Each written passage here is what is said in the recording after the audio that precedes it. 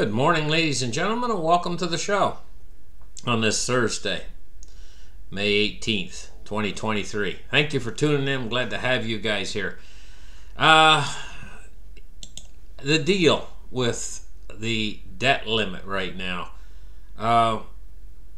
So McCarthy, reporters asked him at the Capitol whether it's possible to reach a debt ceiling deal by the time Biden returns from Asia on Sunday. And this was a reply. He said, it's doable. He says, this is what he said, we are on such a short timeline, McCarthy said, it makes it almost harder. But there's one thing you know for me, I never give up, he said. I have the grit, the perseverance, and we're gonna get it done. Okay? So that does give me a little bit of confidence. Maybe they're gonna get something pushed through. And pretty soon. On the debt limit thing. But what does that mean? What does it mean for all of us if they're gonna get something pushed through?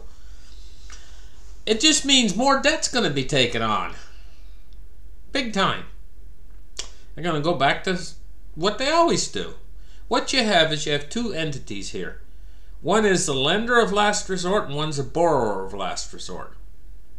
And between the Treasury and the Federal Reserve, between Janet Yellen and Secretary Powell, they can create endless amounts of money. More, what we call money, which is actually Federal Reserve notes. They can create more of these Federal Reserve notes than there are leaves on the trees. And what do you do in the fall when you rake up the leaves, and you light a fire to them because they're worth nothing practically. I mean, all they are is that's what your Federal Reserve debt notes are. They're no more valuable than a leaf.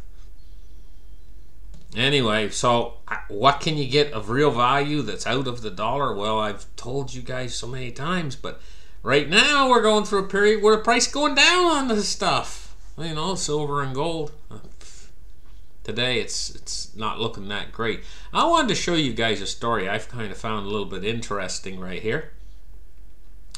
They seized these Russian super yachts toward the beginning of the war. And oh, by the way, guys, I'm going to tell you something about war. Right now, we're in the nuclear age with hypersonic missiles and super weapons that are beyond belief. Okay? The most dangerous periods in a war are not the part where we're in right now, where you got two sides fighting in a conventional way, and they're both basically they're just day after day, week after week, fighting over one city. Like right now, they're in Bakhmut, and they're like fighting back and forth over it. That's not the most dangerous period in a war. The most dangerous period in a war is toward the beginning, when everybody's excited and the pitch is fever high, and toward the end. Those are the two most dangerous parts, where the war starts to draw a conclusion on who's going to win or who's going to lose, conventionally speaking. And why that's dangerous is because nowadays, there was a time when they had to keep it conventional. There was no other choice. I mean, the only weapons they had were conventional weapons. Weapons like your regular bombs that are filled with basically gunpowder. That's why a war, when you're looking at it from a little ways away, it looks sort of like a fireworks show. That's because it has marked similarities to fireworks. Basically, what they do is they create munitions that are basically full of gunpowder. With the exception of nuclear. Nuclear is different. It's not conventional. It's nuclear warfare. And this war has been staying roughly conventional. Yes, about a week, well, not quite a week ago, a few days ago, there was a mushroom cloud that went off in Ukraine. But it was from conventional. It was caused by a munitions dump blowing up. So a lot. It was a big bang, basically. But they've kept it conventional. And right now they're just fighting back and forth with conventional weapons. Problem is with this, in this modern age, is if a country starts to lose and they start to run out of conventional weapons, then they start to eye up their stockpile of nuclear weapons. They start to say, hey, you know what? We're going to lose this war if we don't do something. What can we do? Oh, we got 30,000 nukes over there in the corner. It's very tempting. That's all I'm saying. You know, it's toward the beginning and toward the end of the war. When the conclusion, toward the end of the war, toward the end of a war, is very dangerous. And why is it? Because the war is starting to draw a conclusion as to who's going to win, who's going to lose. And if a country can't afford to lose, it could tend to be dangerous. Just saying. Anyway, so back onto this. I don't know how I got straight off the subject matter of the sea super yacht. But this is kind of funny, actually, to tell you the truth. There's 6 guys on board this super yacht. And they've been on board here since since 2022. They've been on board for months and months and months and months and months. March of 2022. That's more than a year. March of 2023, April, May, June, almost, what's that? 15 months they've been on there. And so what are they doing with themselves? Because nothing to do. They're playing Call of Duty on a PlayStation. Well, on this luxury yacht. And the captain is sleeping in the biggest, nicest suite, I guess, that there is on board this luxury yacht. Look at it. It's an amazing looking boat. I mean, it just looks like it's really fast to me. It looks like it could go steam along at like 50 miles an hour across the ocean. But it takes diesel. And you got to feed this thing diesel. Just the doors, listen, the doors on this ship will not open unless the diesel generator's running. Even the doors, they go. That's like Star Trek on board this ship. It goes, shh, the doors go shh, open and shh, shut.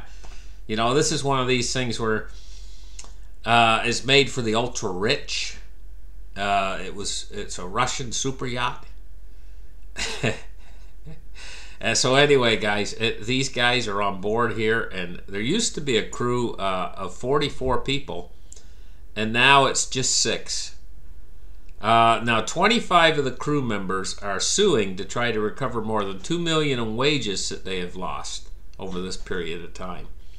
The yacht's called the Aparos, and it's for a Russian billionaire, and it just needs a constant supply of burning fossil fuel steady day after day, week after week, month after month.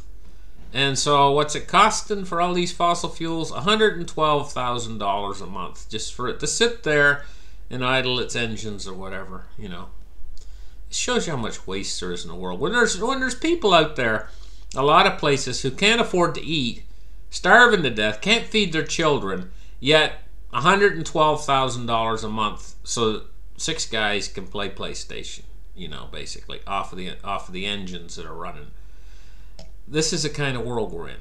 It's a world that's unfair in so many ways, and perhaps one of the things that makes the world most unfair and keeps us in a state of constant turmoil is war. You know, we could all be living in luxury if it wasn't for the wars in history. You know, we could all be living in luxury if we would all work together, united as a family of humanity. You just think of we could do away with poverty, we could do away with sickness, we could have medical research that could cure cancer and everything else. But yet, the world leaders, every once in a while, they say, okay, you guys, it's time for war, get out there and fight, you know. And then the people just listen to all that, and they just go ahead and they obey. They're obedient. And this is what they do in the military. You know what boot camp is all about? It's training the soldier to be absolutely obedient, blind obedience. So that at the end of boot camp, if the officer says, pick up that gun, shoot yourself, they will listen. They do not want them to have a mind of their own. They want them to be an unthinking machine, like a machine with no moral sense, no moral compass whatsoever. This is what they're trying to drive into them and get this buried into their brains so that they will be completely obedient, blind obedience to the officers in charge. And the officers in charge, in turn, they take their orders from higher command. Higher command takes their orders from the ones that are the leaders out there. So when the leaders decide to go to war, everybody just listens all the way down the chain of command, and until in the end they play this game where they run around like Call of Duty. But it's real. You know? I mean, it's just nonsense. It's time that this planet, it's time that this was, because now we're in the nuclear age. We got hypersonic nuclear weapons. It's time that we gave up this silly nonsense and started to function in a way that's different from this. Anyway, looking at the silver price today, it's down 41 cents. And it's kind of unbelievable that the silver price could be dropping so much when the value of your purchasing power, your dollars and stuff, is just, it's absolutely, the handwriting is on the wall that inflation's not going to go away. In fact, the dollar's going to be worth less and less. You know, and this is the only thing that's going down in price. Out there, everything else is going up. Every month is higher. Prices for everything, food, energy, clothing, everything you pay for is going up, but they're keeping this down. This is the same price we were dealing with years ago. In fact, higher. The price was $50 years and years ago on this stuff, and now look at it. Hasn't went anywhere. And you know, if this effect were to continue, the price and everything else going up, up, up, and the price of silver being kept down, down, down, in the end, companies and stuff could start to actually say, hey, you know what? The price of nickels went up. We have to make this product we're making. We have to use nickel in it or whatever. Yes, use silver. It's cheaper than nickel in the end. I mean, this is the ridiculousness of this. And the power that these banks have to keep this price down is amazing. But they're doing it in a very specific way. They're using paper contracts that say you own so much silver for silver that doesn't exist. So they make more of these paper contracts than the actual amount of silver that's available, and they use that to help keep the price down. And as they've been doing this for a very long time, and what they've been doing is giving you guys the ultimate bargain of a lifetime. And an awful lot of people have caught on to that and have been purchasing silver and putting it away for themselves, for their grandchildren, whatever. You got to think long term, and this is the way to go with this. Don't think, okay, short-term profits, because these bankers still have the control over this. Where's my coin market cap here? Okay, we're looking at a Bitcoin price of $27,231 and $18.12 for Ethereum. So Bitcoin and Ethereum have bounced back a little bit from yesterday, but not much. Ethereum was just under under the 18. It was in the high 17s yesterday. Now it's 18.12. And Bitcoin, they bounced back just a little bit. They're holding their own pretty good, actually, in this type of a marketplace that we have right now. With the Dow today, we're looking at down 13 points at 33,407. And if we take a look at crude oil today, it's down 56 cents at 72.27. Been a lot of signs lately showing me that the economy out there is not like they say it is. It's not, oh, they say, oh, the economy's really strong right now, the banking system is strong, blah, blah, blah. And none of that's true. That's not true. We're on shaky, teetering ground right now.